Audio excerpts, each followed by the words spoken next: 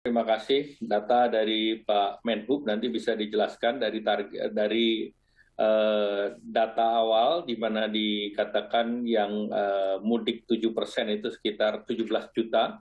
Namun dengan operasi ketupat dan penyekatan-penyekatan yang dilakukan, data dari Kemenhub mengatakan sekitar 1,5 juta yang memaksa mudik. Dan ini tentunya kebijakan yang diambil adalah dengan memperketat PPKM Mikro, di mana dengan demikian dengan ketatnya PPKM Mikro diharapkan mereka yang terdampak ataupun yang dites positif bisa dilakukan isolasi di daerah masing-masing. Demikian pula saat akan kembali ke Jakarta sudah diberikan beberapa tempat. Kalau untuk Sumatera di Pelabuhan Bakahuni dan beberapa titik di Pulau Jawa yang akan dipakai untuk monitor mereka yang akan kembali ke Jakarta. Dari segi total kasus sendiri, kita melihat secara keseluruhan, itu kita mengalami perbaikan dari kasus terkonfirmasi, itu ada 2.633 kasus, kemudian kasus aktif 5,4%, kesembuhan 91,8 dan meninggal 2,8. Nah, kita melihat bahwa total dari presentasi kesembuhan dan yang lain kita lebih baik dari beberapa negara.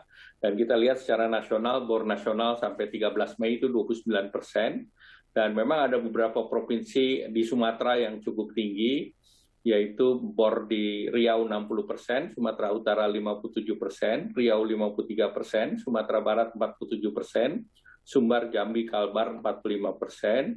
Sedangkan tentunya kita melihat bahwa kita perlu memonitor kasus yang muncul di Sumatera.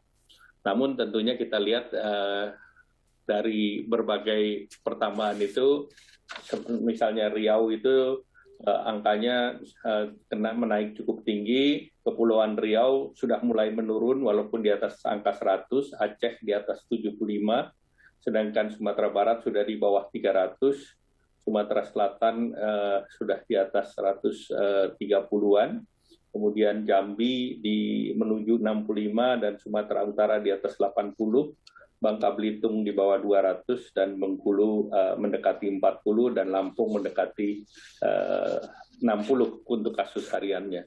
Nah, tentu walaupun angkanya relatif terkendali, namun peningkatan ini tetap perlu diwaspadai dan penyekatan-penyekatan yang dilakukan tentu terbukti dalam tanda petik lebih efektif daripada tahun lalu.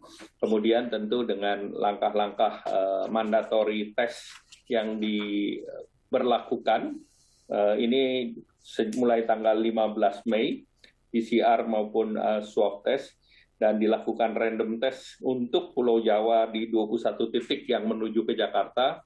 Diharapkan ini bisa lebih memonitor pergerakan ataupun mobilitas-mobilitas masyarakat yang bisa kita untuk mencegah